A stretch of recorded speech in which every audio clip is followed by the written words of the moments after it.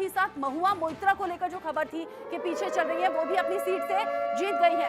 एक और बड़ी खबर आप जान लीजिए, बड़ी खबर अलग अलग राज्यों को लेकर जल्दी से आपको बता रहे हैं, क्योंकि ये जो आंकड़े हैं वो लगातार घट रहे हैं, बढ़ रहे हैं। आसनसोल से टीएमसी उम्मीदवार शत्रुघ्न सिन्हा जीत गए हैं। मैं कह रही थी ना कि टीएमसी का जादू है। शत्रुघ्न सिन्हा ने बीजेपी के एसएस को हरा दिया है। यहाँ पर उम्मीदवार शत्रुघ्न सिन्हा जो अपनी जीत को लेकर दावा कर रहे थे और बीजेपी के खिलाफ नाराजगी पश्चिम बंगाल में देखने को मिल रही है, ये आंकड़े बता रहे हैं। आसनसोल से टीएमसी उम्मीदवार जीते हैं।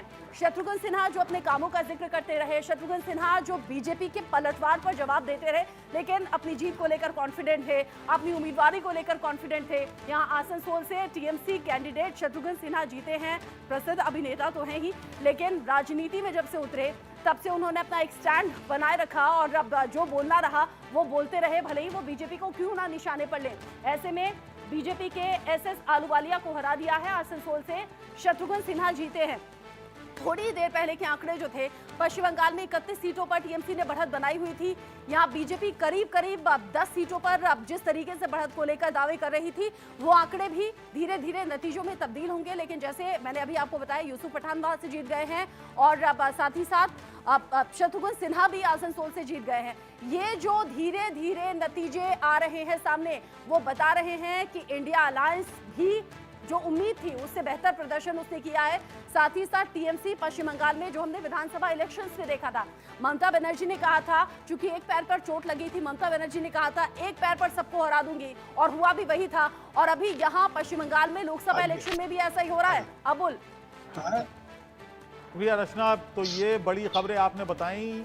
यूसुफ पठान जीत गए हैं, अधीर रंजन चौधरी को उन्होंने हरा दिया। ये एक बड़ा पश्चिम बंगाल को लेके वहां पे अधीर रंजन लगातार, अगर हम लोग देखें कि दिल्ली की तरफ से बयानबाजी ममता बनर्जी को लेके देखिए, उस तरह के हार्ड हमले नहीं होते थे, तमाम तरह की चीजें, लेकिन अधीर रंजन काफी तीखा हमला करते थे। और जिस समय यूसुफ पठान को टिकट दिया गया, तभी माना जा रहा था कि ममता बनर्जी जी ने ताकत लगा दिया है अधीर रंजन को हराने के लिए, और वो उस पूरे मिशन में सफल होते हुए दिखे। हमें लग रहा है कि पश्चिम बंगाल में उन्होंने जिस तरह से खेलना चाहा, नहीं सवाल नहीं राहुल, इसमें ना एक है कि वो जो बंगाल में बोंगियो इमाम परिषद है ना, उन लोगों ने डिक्लेरेशन प्रेस रिलीज दिया था आई थिंक मई बिगिनिंग में, कि सारे मुसलमानों को बोला इकट्ठे होकर टीएमसी को वोट दो।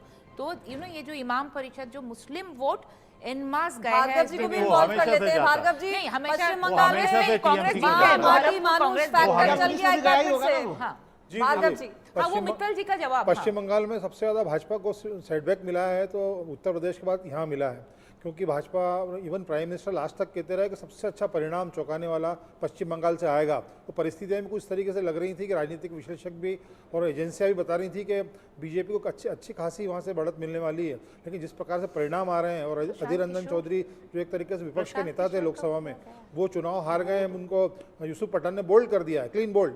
तो ऐसा लग रहा है कि वहाँ आंधी चल रही है ममता बनर्जी की, और लगातार शत्रुघ्न सिन्हा की जीत को लेकर भी कयासबाजी जारी थी, बहुत सारे जीत के आ गए।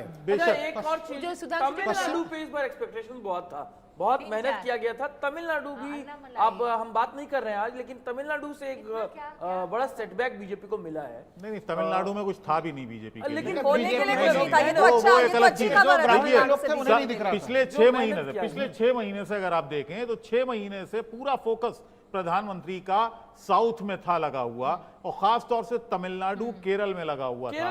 वो मंदिर गए, सेंगोल यहाँ पर स्थापित किया। आमतौर से हम देखते तमिल संगम, काशी, तो जो तमिल संगम है वो उन्होंने स्थापित किया, लेकिन कोई नतीजा निकलकर सामने नहीं आया। दूसरी बात मैं यहां पर कहूंगा, वो तमाम जो आकलन थे और जो आकलन करने वाले थे, जिसमें प्रशांत किशोर भी शामिल हैं, आज वो इन नतीजों को देख रहे होंगे। उन्होंने 2-4 दिन पहले दूसरे, जब 7वां पड़ाव था, चरण था, छठा चरण, उसी समय ये भविष्यवाणी की थी कि भारतीय जनता पार्टी को कितनी सीटें मिल रही हैं, एनडीए को कितनी सीटें मिल रही हैं। वो तमाम दावे धरे के धरे दावे भी, और हवाई थे, यानी कि कोई ग्राउंड भी फेल हो गए। कोई ऐसा शायद एग्जिट पोल था जिसने 300 से कम सीटें दिखाई हो बीजेपी को।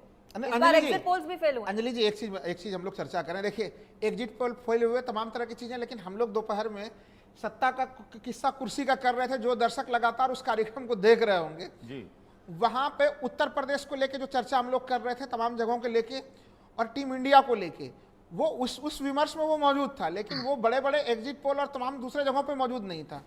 पश्चिम बंगाल के जो वरिष्ठ पत्रकार थे, जब उन लोगों से हम लोगों की बातचीत हो रही थी, जो वहां पे जमीन पे ग्राउंड पे जो लोग दिल्ली से गए हुए थे देखने के लिए, वो लोग भी पुष्टि कर रहे थे कि ममता बनर्जी ने जो पश्चिम बंगाल में जो उत्तरी बंगाल वाला हिस्सा है जहां पे बीजेपी की काफी मजबूत पकड़ है, उन जगहों पे 2021 में सत्ता में आने के बाद से ही पूरी ताकत झोंक दी है उन्होंने, यानी कि सरकार बनने के बाद से दोबारा जब विधानसभा के चुनाव चीज हुए। देखिए टीवी के स्क्रीन पे भी देख रहा 39 हो गया है, इनके। उत्तर प्रदेश में बढ़ोतरी लगातार चल रही है, तो मैं अभी भी कह रहा हूँ 39, ये आंकड़ा 241 का बदलेगा और अभी भी। लेकिन बीएसपी पर कुछ कमेंट करेंगे? शून्य, अभी बीएसपी एक भी सीट, पिछली बार समाजवादी पार्टी के साथ लड़ी थी तो 10 सीटें BSP लेके का गई। वोट चले गए हैं ना एसपी ये में। मैंने बड़ा ना कैलकुलेट किया लास्ट टाइम और इस बार का उत्तर प्रदेश बड़ा क्या तब्दीली दिखी है आपको?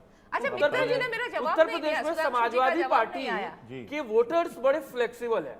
अगर समाजवादी पार्टी बीएसपी के साथ अलायंस करती है तो उनके वोटर्स बीएसपी को जाके वोट करते हैं। इस बार उन्होंने कांग्रेस के साथ अलायंस किया प्रॉपर्ली, तो कांग्रेस को भी वोट ट्रांसफर हुए, तो उनके वोट ट्रांसफर हो रहे हैं। वही चीज लेकिन बिहार में नहीं हुआ। यानी कि आप जो कह रहे हमने हैं कि आज कांग्रेस के खुद के वोट नहीं है जो सीटें लेके नहीं, आई हैं। उनका तो एक चीज- इकोसिस्टम उतना स्ट्रांग नहीं हुआ, उनका कैडर उतना स्ट्रांग नहीं। एक चीज बताइए राहुल जी, पिछली बार 2019 में मायावती और समाजवादी पार्टी ने मिलकर चुनाव लड़ा था और देखा ये गया कि जहां जहां बीएसपी के कैंडिडेट नहीं थे तो जो कोर वोटर मायावती का होता है वो ट्रांसफर हो गया था पूरा बीजेपी को वोट। अबुल जी आप बिल्कुल सही ठीक कह रहे है, हैं। इस बार ऐसा नहीं हुआ। नहीं, इस बार कोर वोटर पूरा का पूरा बीएसपी को मिला, जिनको आदत के मुताबिक जो लोग हाथी पर मोहर लगाते हैं, हाथी का बटन दबाते हैं, साइकिल। उन्होंने हाथी का ही दबाया। देखिए इसके तो लिए मैं वो 5-6% वोट घट गया भारतीय जनता पार्टी का। नहीं बिल्कुल, देखिए दो तीन चीजें हुई। बहुजन समाज पार्टी एक तो अपना वोट शेयर जो है कि वो बचा नहीं सकी, और दूसरी महत्वपूर्ण चीज जिसको हम लोग कहें कि यहाँ पे 2022 से अगर आप देखिए अखिलेश यादव ने जब से पीडीए का नारा दिया और उत्तर प्रदेश के जब विधानसभा के चुनाव हुए उसके बाद जो भी उपचुनाव हुए, मैनपुरी में उपचुनाव हुए, या फिर हम लोगों ने जो है कि पश्चिमी यूपी का एक चुनाव देखा था, यहाँ पे खतौली का उपचुनाव हम लोगों ने देखा था, यहाँ पे विधानसभा के इन जगहों पे पहली बार हम लोगों ने देखा कि दलित वोटर जो है वो बड़े आराम से समाजवादी पार्टी को वोट कर रहा है। तो उसके बाद जो कांग्रेस का भी जो नैरेटिव था पूरा और जो समाजवादी पार्टी का पूरा मेहनत पहले से चल रहा था, उन स्थितियों ने काफी आसान बनाया यहाँ पे। और मैं एक चीज ये कह दूं, अखिलेश यादव जो ये पूरा गठबंधन और कांग्रेस के साथ गठबंधन हुआ, तमाम लोग ये तर्क देते थे जब चलिए बीच